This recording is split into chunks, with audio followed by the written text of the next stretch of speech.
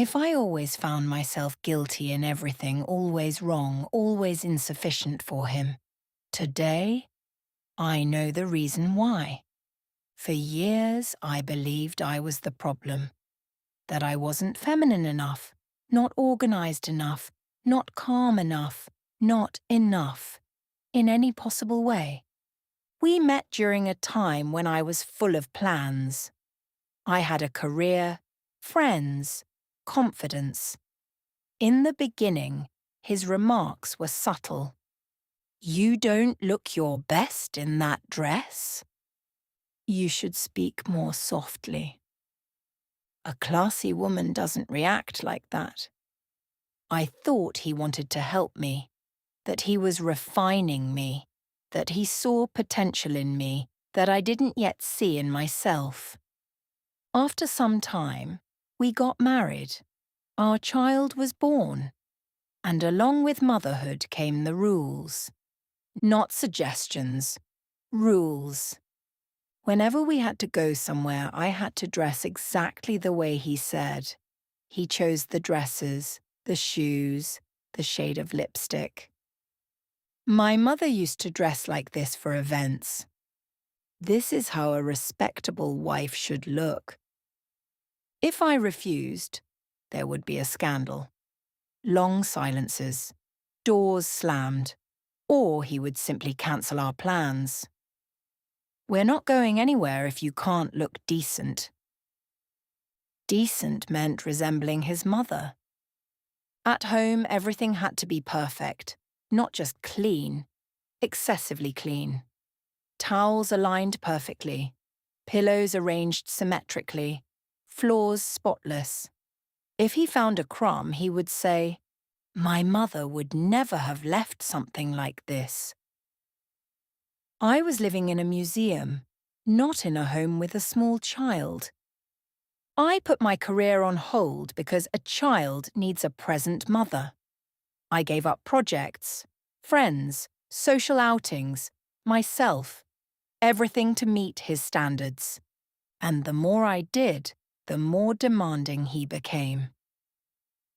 If I was tired, I was weak.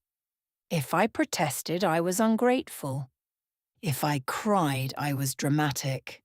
Every night I would ask myself, where did I fail today? I no longer recognized myself. One day my phone vibrated, an unknown number. The message was short. "I think you should know the truth. Your husband and I are in love." I thought it was a cruel joke. Then came the photos, their messages, declarations, plans, and the most painful sentence from her. "With me, he's a different man. With me, he's calm. I don't criticize him." I felt my breath disappear. She didn't write to humiliate me. She wrote to inform me.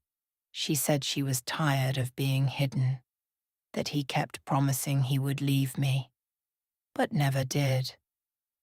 I confronted him. He didn't deny it. He just said, "With her, I can be myself." That sentence destroyed years of my life in a single second, because I believed he was himself with me. But the truth was different. I had become the field where he unloaded the frustrations from his relationship with his mother. With me, he was strict, rigid, critical.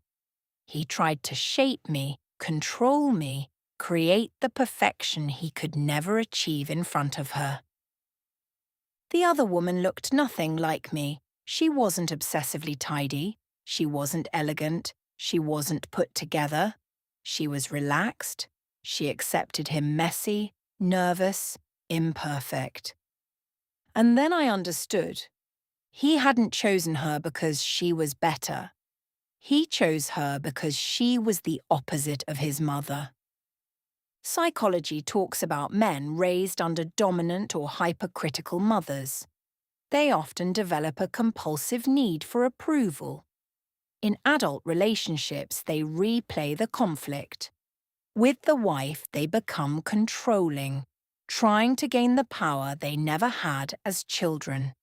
But at the same time, they seek another woman who accepts them unconditionally, the acceptance they never truly felt growing up. I was the stage for control. She was the refuge. For years, I believed I wasn't enough for him, when in reality, he wasn't mature enough to emotionally separate from his mother. When I told him I was leaving, he tried to scare me. "Where are you going?" "Who's going to take you with a child? You'll come back?" But in that moment, I wasn't afraid anymore. I was clear. I realized I could never compete with an idealized mother. And I shouldn't have to. I wasn't insufficient.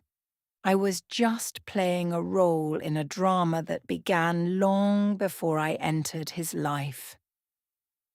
Even today, I still fight the voice that whispers, maybe I should have done more. But I know the truth. You can sacrifice your career, your time, your health, your sleep, your identity. If a man hasn't resolved his inner conflict, you will never be enough. Not because you lack something, but because he is still a son, not a man.